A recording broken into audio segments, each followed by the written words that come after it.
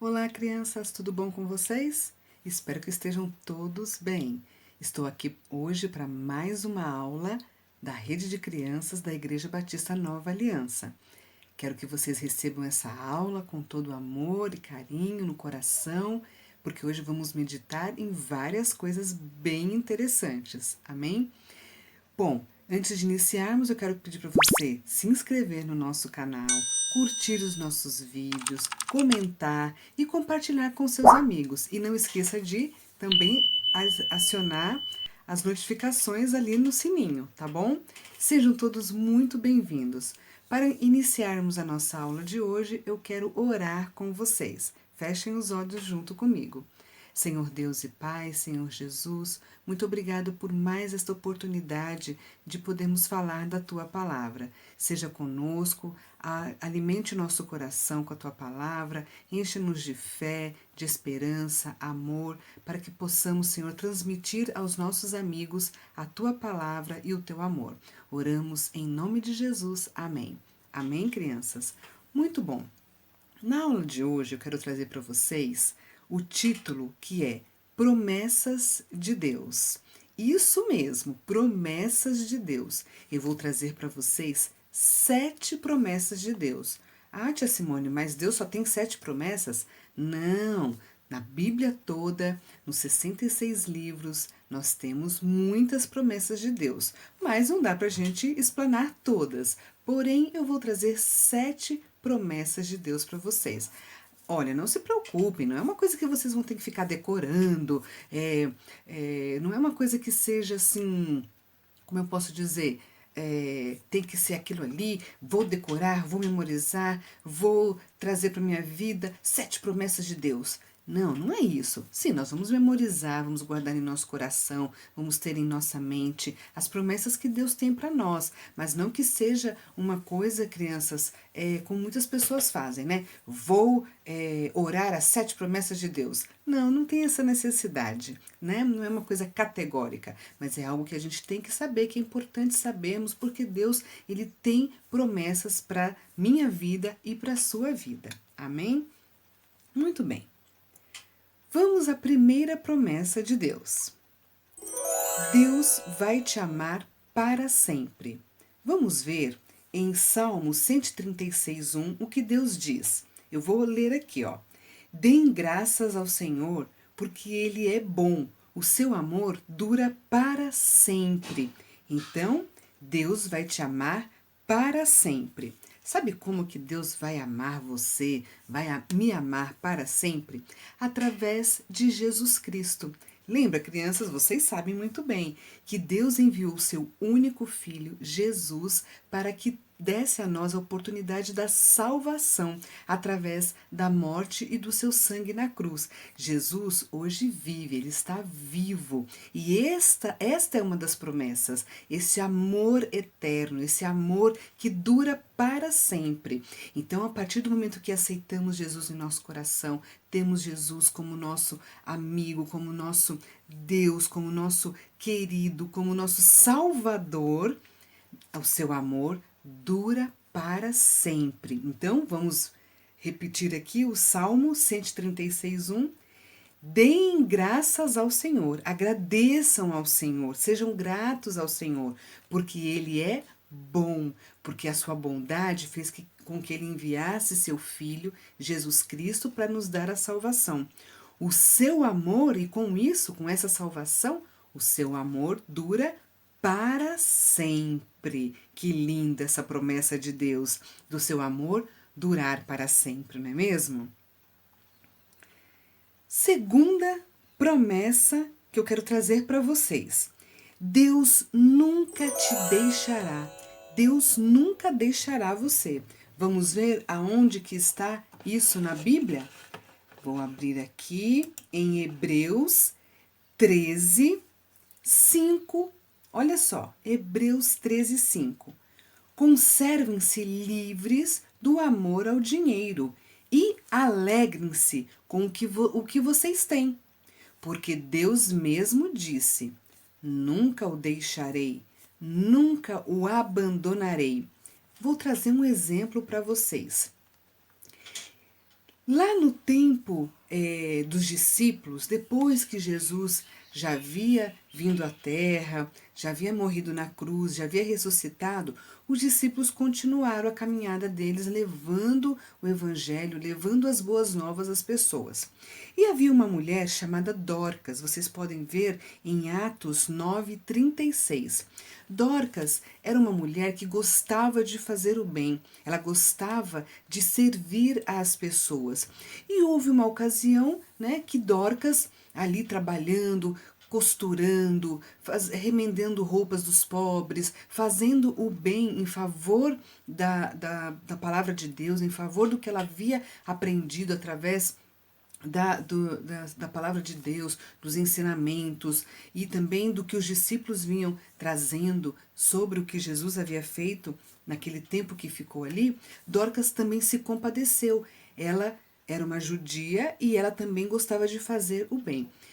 E aí o que aconteceu é que Dorcas veio a falecer. Sim, Dorcas morreu. E as amigas delas lavaram seu corpo, colocaram no cômodo, no quarto, na casa dela acima e deixaram ela ali com uma roupa limpa, uma roupa nova, deixaram o seu corpo ali e ficaram velando. E os discípulos passaram por aquela cidade, então aquelas mulheres amigas de Dorcas foram até eles e falaram: venha, venha. Chamou Pedro, chamou os discípulos, Dorcas morreu, vinha fazer alguma coisa por ela. Então Pedro chegou à casa, pediu que todos saíssem e chamou Dorcas, que também tinha o nome de Tábata. Tábata, acorde, levante-se. E ela acordou, ela ressurgiu. Ela ressuscitou. E isso foi um testemunho do poder de Deus sobre a vida dos discípulos e sobre a vida de Dorcas. Então, Deus não abandonou Dorcas, Deus não a deixou, porque sabia que Dorcas tinha sido uma mulher fiel, uma mulher que gostava de fazer o bem, então ele não deixou, não desamparou Dorcas. Então, Dorcas, mesmo sendo uma pessoa de posses, que tinha dinheiro, ela não se preocupou com aquilo. Ela usou aquilo para fazer o bem aos pobres. E Deus, naquele momento, recompensou. Ele não abandonou Dorcas. Terceira promessa que eu quero trazer para vocês. Deus vai te confortar. Vamos ver aonde está isso? Olha lá, Isaías 49:13. Olha o que diz Isaías 49:13. Gritem de alegria, ó céus, regozije-se, ó terra, ou seja, alegre-se, ó terra. Irrompam em canção, ó montes, pois o Senhor consola o seu povo e terá compaixão dos seus afligidos. Olha, o que eu quero trazer de exemplo para esse conforto de Deus. Paulo, lá em Atos 22:6.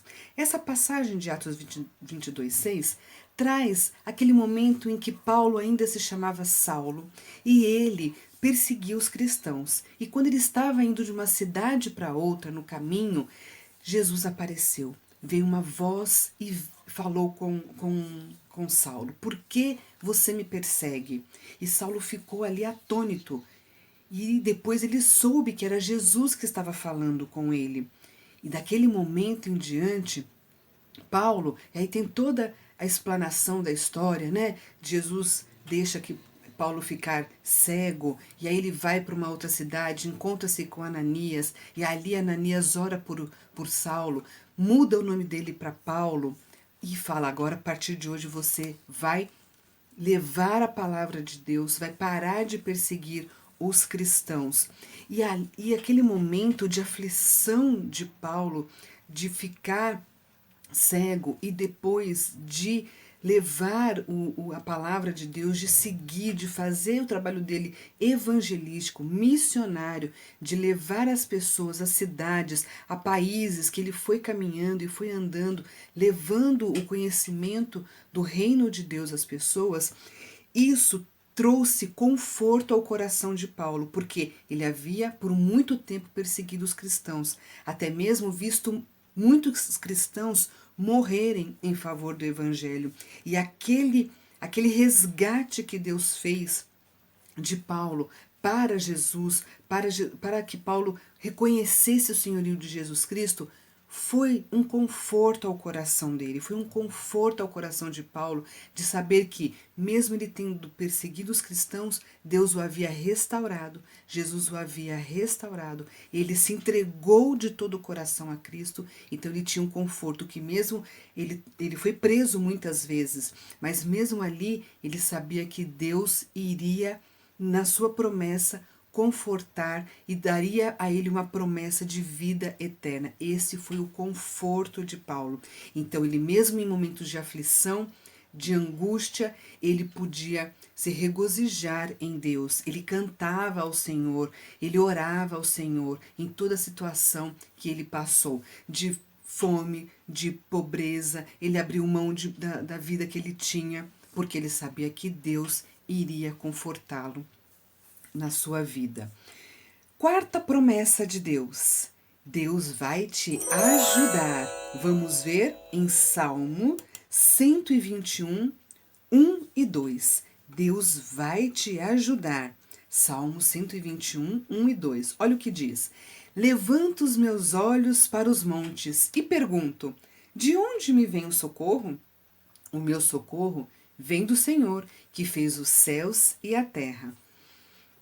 Crianças, essa promessa, essa palavra linda serve para nós. Sim, nós muitas vezes ficamos aflitos, ficamos desesperados, nos vemos em situação difícil. E para quem a gente deve pedir socorro?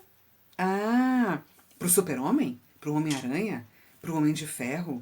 Não, nós devemos pedir socorro a Deus. Senhor, me livra dessa situação. Senhor, me socorre. Senhor, me ajuda. Então, quando o salmista fala, leva os meus olhos para os montes, ele estava num local onde havia muitos montes. Então, ele olhou para o céu, olhou para os montes e falou: da onde vai vir meu socorro? E Deus trouxe ao coração dele: o seu socorro vem do Senhor, que fez os céus e a terra. O meu socorro, o seu socorro, deve vir do Senhor, que fez os céus e a terra.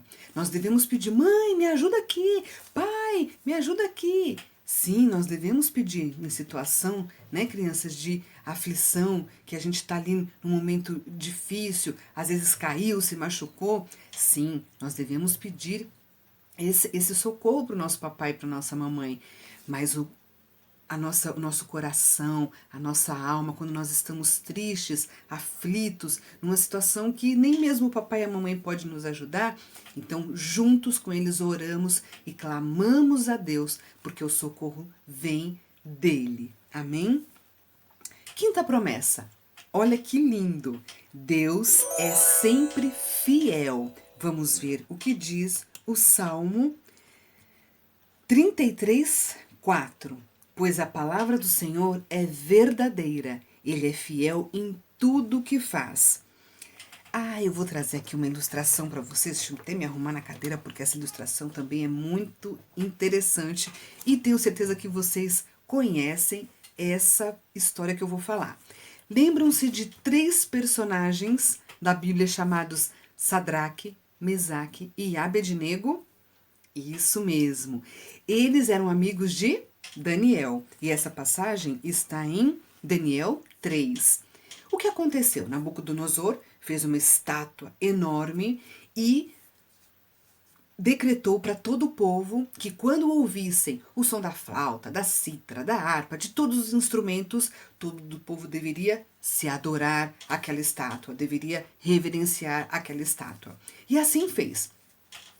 Chegou o grande dia em que as trombetas tocaram, os hinos, as harpas tocaram, a cítara tocou, a flauta tocou e todo o povo deveria adorar. E todo o povo fez, porque era um decreto do rei, porque se não adorassem aquela estátua, o rei ia mandar jogar numa fornalha ardente, cheia de fogo.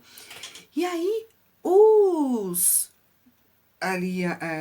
as pessoas que ficavam ao redor ali do rei Nabucodonosor viram que os judeus, 3 judeus, não fizeram, não reverenciaram aquela estátua. E foi lá, no ouvido do rei e falou: olha, tem uns rapazes aí que não estão adorando a sua estátua. O rei mandou chamar. E vieram Sadraque, Mesaque e Abednego. Vocês não estão adorando a minha estátua?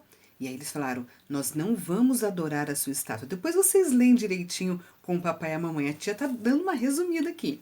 Nós não vamos adorar essa sua estátua. Então vou jogar vocês na fornalha. E eles falaram, nós não vamos adorar essa estátua. E mesmo que você nos jogue na fornalha e Deus não faça algo por nós, nós não vamos adorar essa estátua. E aí todos os instrumentos musicais ali tocaram, todos adoraram a estátua e os 3 rapazes não adoraram. O rei viu aquilo e mandou que jogassem, que acendesse a fornalha e jogassem eles na fornalha. E eles foram para dentro da fornalha. De repente, quando o rei olha, não tinha... Ué, não eram 3 pessoas que estavam lá dentro? Eu tô vendo 4. Como assim? 4 pessoas tem ali. Chama eles de volta. Sadraque, Mesaque, Abednego, voltem aqui. E quando eles voltaram, eles estavam inteiros. Crianças, não tinha um fio do cabelo chamuscado. Nada queimou eles. E aí o rei acabou fazendo o quê? Decretando. A partir de hoje, todos nós, todo o povo, vamos adorar ao único rei, ao único Deus, perdão, o Deus de Sadraque, Mesaque e Abednego. Então Deus foi fiel àqueles 3 rapazes. Deus mostrou a sua fidelidade porque eles eram fiéis a Deus. E Deus mostrou a sua fidelidade e não deixou que eles perecessem naquele fogo. Sexta promessa. Deus vai manter você seguro. Isso está lá em Naum 1:7. Sim, Naum 1:7. O Senhor é bom, um refúgio em tempos de angústia. Ele protege os que nele confiam. Vou trazer um outro exemplo aqui de que Deus vai manter você seguro.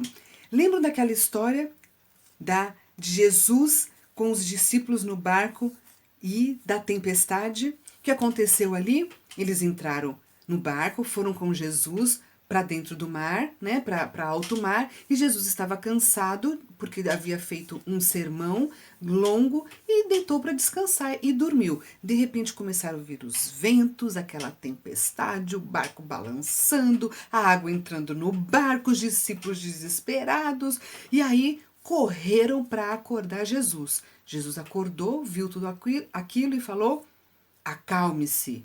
E aí a tempestade parou, o vento foi embora. E os discípulos falaram o quê? Quem é esse que até o mar lhe obedece? Essa passagem está lá em Mateus 8, 23 a 27, que vocês podem conferir.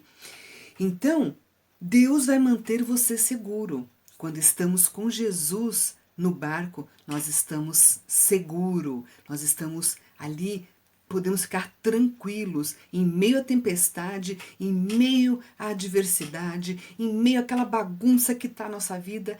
Mas aí nós temos que lembrar o quê? Que Jesus está com a gente, Jesus está conosco, nós o aceitamos em nosso coração, Ele está com a gente, então nós devemos manter nossa segurança, devemos estar confiantes que Deus vai manter a gente seguro, Deus vai manter você seguro, amém? E a 7ª promessa, Deus cumpre suas promessas. Olha, vamos ler aqui em Deuteronômio 7:9, que diz assim: saibam, portanto, que o Senhor, o seu Deus, é Deus. Ele é o Deus fiel, que mantém a aliança e a bondade por 1000 gerações daqueles que o amam e guardam os seus mandamentos.